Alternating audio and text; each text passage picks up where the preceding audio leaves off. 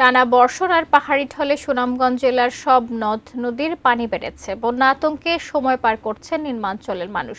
বিস্তারিত জানাতে সুনামগঞ্জ থেকে সরাসরি যুক্ত হচ্ছেন প্রতিনিধি মেহেদী হাসান। মেহেদী, এই যে বন্যা হওয়ার শঙ্কা রয়েছে, বন্যা মোকাবেলায় কি কি পদক্ষেপ গ্রহণ করা হয়েছে জানাবেন?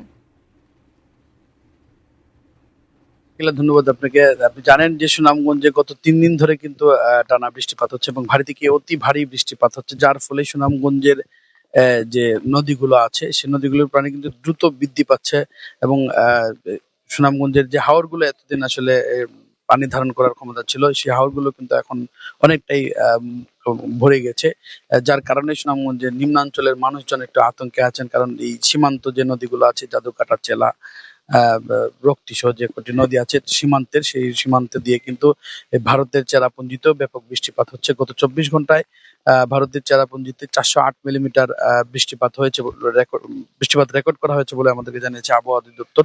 তো এই বৃষ্টিপাত, ভারতের যে বৃষ্টিপাত, সেই পানি কিন্তু এই সীমান্ত নদী দিয়ে সুনামগঞ্জে প্রবেশ করে, সুনামগঞ্জে হাওর এবং নদীতে প্রবেশ করে, যার কারণে পানি বৃদ্ধি পাচ্ছে এবং এই বৃদ্ধি পাওয়ার কারণে কিন্তু সুনামগঞ্জের মানুষজন আতঙ্কে আছেন। এবং আমরা জেলা প্রশাসনের সাথে কথা বলেছিলাম, জেলা প্রশাসন আমাদেরকে জানিয়েছে যে তারা কিন্তু ইতিমধ্যেই সব ধরনের প্রস্তুতি সম্পন্ন করে রেখেছেন। আপনাকে আরেকটি বিষয় জানিয়ে রাখি, সুনামগঞ্জের সীমান্তবর্তী এলাকা তাহিরপুর, সেই তাহিরপুরে প্রায় ৩৩৯টি আশ্রয় কেন্দ্র প্রস্তুত রাখা হয়েছে এবং গতকালকে রাত থেকে সেগুলো ঘোষণা দিয়েছে উপজেলা প্রশাসন এবং বলছে যাদের প্রয়োজন তাদেরকে তারা এই আশ্রয় কেন্দ্রে নিয়ে আসবে এবং যদি কোথাও মানুষ প্লাবিত হয়ে পড়ে বা মানুষ পানিতে আক্রান্ত হন, তাহলে হয়তো তাদেরকে এই আশ্রয় কেন্দ্রে নিয়ে আসবেন বলে তারা আমাদেরকে জানিয়েছেন। এবং জেলা প্রশাসক বলছেন তাদের সকল ধরনের প্রস্তুতি আছে, যদি কোনো ধরনের সহায়তার প্রয়োজন পড়ে তারা সেই সহায়তা করবেন।